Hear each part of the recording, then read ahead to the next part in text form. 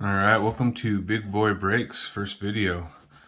I'm going to be doing a set booster box of the new release coming out just yesterday. Innistrad Midnight Hunt. 30 packs. Kind of like going with the set boosters these days just because the higher chance of the rares. You're definitely getting I think a little bit better value than going with the draft. With draft you're averaging 36 rares plus probably 1 to 2 rares in the foil slot. Set boosters, I think about 40-45 is what I've been seeing. Like I said, brand new release as of yesterday. Seems to be mixed feelings on this one. I know some people are still kind of going after the Modern Horizons. Some people are, you know, into the werewolves, vampires, and all that. But let's get ripping. First pack. There'll be a lot of flip cards. Not really going to go through those. Art cards, I don't know. The art cards are nice, but it just seems like filler to me. Right off the bat, we got a foil swamp. But the gold stamped art cards definitely have a little bit of a following. I mean, I've seen those sell for a little bit more. All right, Florian, not flip, first rare. The new showcase for Innistrad, I'm a fan. I won't lie. Definitely a fan of that. Also Gissa and one foil. Definitely liking the showcase. I think the biggest thing is, especially with this set, it's all about that. You know, the lands are going to be some of the things that hold the value the best. I could see those, you know, being almost not necessarily needed to play, but I think a lot of the people that are going to be playing are going to be all about them for this set. Seraph, the Viper's Fang, a little red. Next release, so Crimson Vow, definitely staying on the same track. With the Eldritch Moon here, but, or sorry, not the Eldritch Moon, the Midnight Hunt. One other thing in the set box is we do have commander cards, so Vision of Duplicity.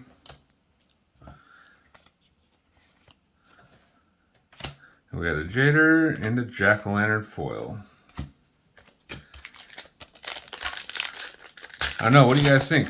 You know, I think most people coming into this set are, you know, going to be definitely going after the black cards.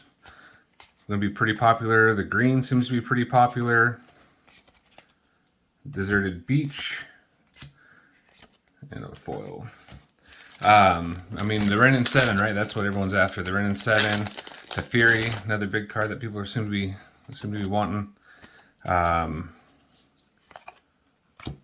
Gotta remember to put the lands over there. Geist Flame Reservoir. Wrenn and 7 Teferi. There's definitely a couple other. There's the legendary multicolor. I think that will be another. I can't remember the names of all of them. I kind of took a peek at the set list. Haven't gone through everything. Okay, first Mythic of the box. Haunted Hostel. And everyone's favorite, Evolving Wilds. Seems like it's probably going to be in almost every set here going forward. Seems to be kind of the card that they keep adding everywhere. It was in Adventures in the Forgotten Realm. Definitely the dungeon module version was printed quite a few times. It was everywhere. Looks like we got our first set card coming up. Basic land. Alright, we got a Mythic in the Commander slot. Leonor. Dawnheart Sketch, or Showcase, or whatever we're calling it today. Champion of the Parish. Foil. Oh, just the fill in the blank card. I've been watching a lot of these boxes get broken, and it seems like the set list seems to have quite a bit of repetition in it this time around. I know with Modern Horizons, it wasn't quite as bad. AFR didn't seem to repeat too much, but from what I've seen with Innistrad, it definitely has a, I don't know, definitely a theme to it. I mean, the art though on these lands is, you know, awesome. Fits them. The little bit of, I wouldn't say foiling, but the glossiness of the color on the border, I don't know, just kind of makes them pop. The foils look super nice. Suspicious Stowaway, flipping over into a Seafaring Werewolf, and set card, Call of the Nightwing. I don't know. Everyone seems to think that, I don't know, it seems to be mixed between set boxes and the draft boxes, but the value just, I feel it's better in the set for sure. Wizards also kind of rearranged the way they did. Oh, there we go. Teferi, who slows the sunset. One of the best ones you can get in the set. I think it's what, the second most sought after card right now.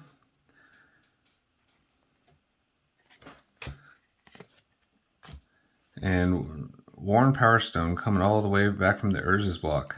When I originally played, I mean, I played from kind of the end of Unlimited into the Urza's block, and that's where I kind of left, was Urza's Destiny, Urza's Saga, right in there.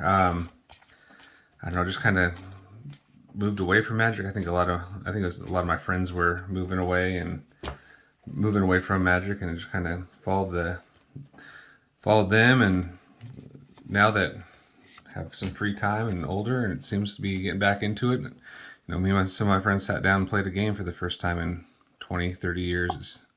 Well, 20, 25 years it seems like. All right, Rockville Vale. Land cycle seems to be pretty good. I will say that the borderless lands in this set are definitely pretty nice looking cards. Okay, Curse of Obsession, and there we go. Just like I was saying earlier, extended art, land cycle, overgrown farmland. I wish I could get one of those in foil. It's a pretty sweet looking card. Knocking cards over. Not really going to sort out the uncommons and commons right now. And the Trisk and foil. All right, so that's about a third of the way through the box. Definitely Teferi already shown up. Pretty sweet. All we want to really see now is a Wrenn, maybe some of the other power green cards. I do play a bit of green. I think green's probably, you know, back in my day was kind of like the go-to one that I myself and my buddy would play. So we'd always have to kind of look at that. Overgrown farmland, foil. Just pulled that back to back, and the Twin Blade Paladin from the set. I mean, I don't know. You tell me. I don't know how else is going to show up on the video, but back to back, I'll take it. I will take it. I did notice in the slot that they already are starting to reprint Strixhaven. They're printing AFR cards in the list slot, I should say.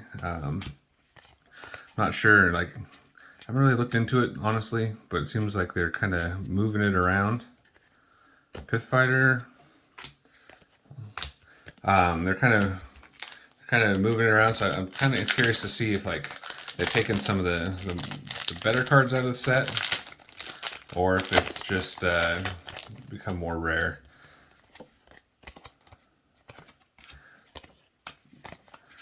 All right, let's see some Wrenn. Let's see some. Ooh, here's another one of the more popular cards I've noticed. Meat Hook Massacre. When the Meat Hook Massacre enters the battlefield, each creature gets -X until end of turn. Whenever a creature you control dies, each opponent loses 1 life. Whenever a creature an opponent controls dies, you gain 1 life. Nice.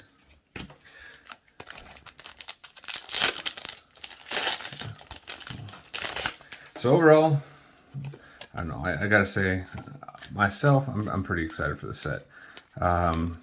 Coming from a little bit of the old school, it's so many new mechanics right now for me to learn. It's a little bit much.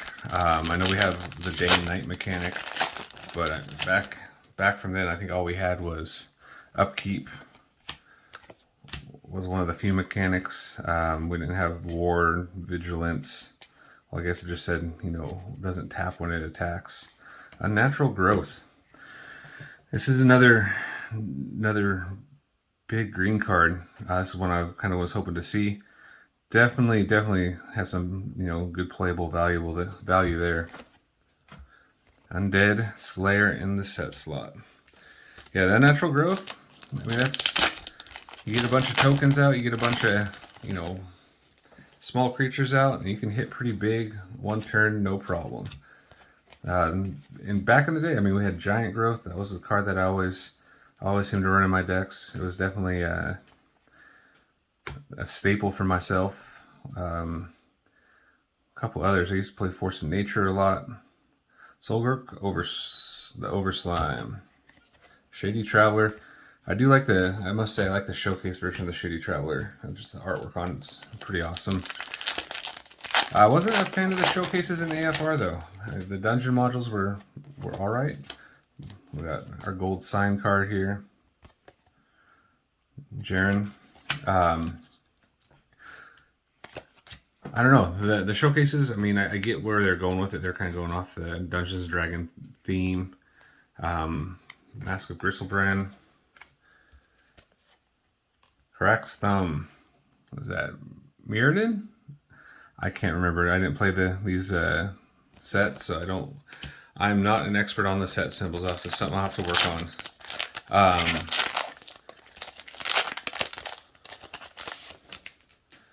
What was I saying? I forgot.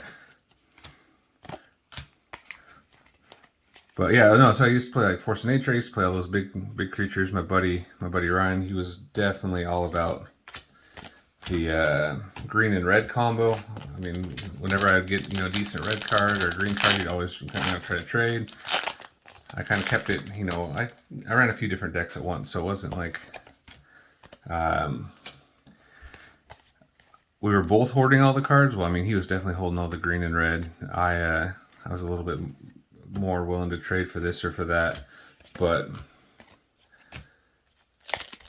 I don't know. I have to show him this set. Probably see him kind of jumping back into it. Just tell him it's strong on green, and he'll be right back. All right, 2/3 of the way through the box. I'd say we're doing pretty good so far. We got a couple of the big mythics, Vicious Stowaway in the showcase version, and Ludovic in foil rare, Pit Fighter. Yeah, overall not too bad. Fury. I forgot these are a new thing, at least for me. The pull tabs never work for me. Anyone else having that issue? It's just like every time you go to pull, it does this.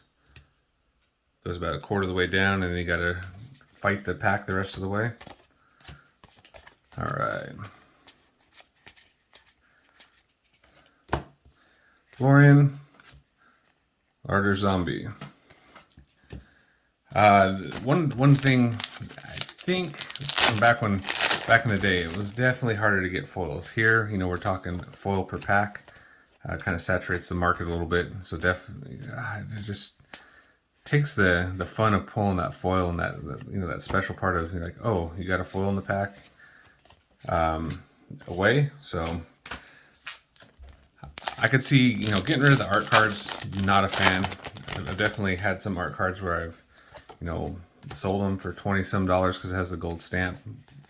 I never understood the draw to collecting them. All right, another big green mythic, Primal Adversary. 1 green, 2 colorless, 4/3 trample. When Primal Adversary enters the battlefield, you may pay 1 colorless, 1 green, in any number of times. When you pay this cost one or more times, put that many +1/+1 counters on Primal Adversary, then up to that many target lands you control become 3/3 wolf creatures with haste and are still lands. Seems, you know, pulling that out towards the end game, definitely almost a little bit OP in my opinion. But it does seem to really lend well to the green. The green, maybe that's why I'm kind of a fan of it, just because I know that is the color I tend to go with the most. Okay, Old Stick Fingers, Otherworldly Gaze. So in the future here, the idea behind the channel is that I'd like to start doing, you know, online breaking, either personals, random color slots. There's a couple ideas we're kind of bouncing around. Random packs, Fateful Absence foil rare. A couple ideas we're kind of bouncing around, but anyone has anything they like to see broken, anything that they want broken, let me know. I got a lot of product coming in. I'll be ripping a fair amount of it. I have my TCG player going. So if you're looking for any of these singles, they will be up there. And if you guys are interested in random, like a random team, or sorry, not team, but random color slot. So it's where, you know, everyone buys in for the same price. There's a draw to see, or a random to see who gets what colors.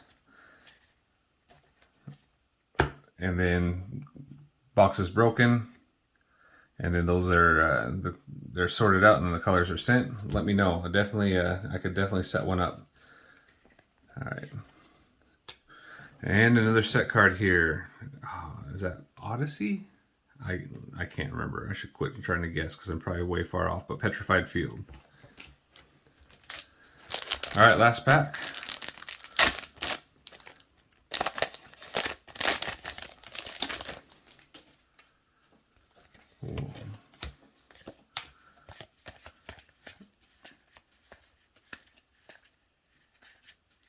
All right, Ghoul Colors Harvest.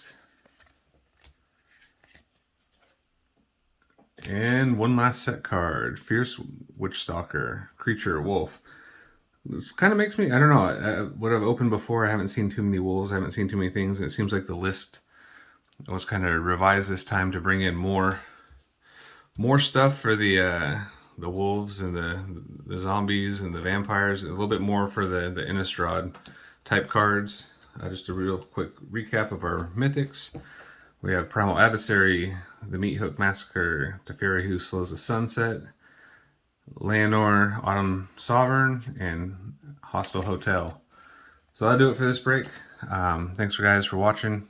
I know it's the first one, it's going to be rough. Need to get myself a playmat, need to get a couple other things so I can make it look a little bit nicer. But like I said, if you guys have anything you want to see, any random breaks, group breaks, stuff that you want to get into, just let me know. All right, thank you.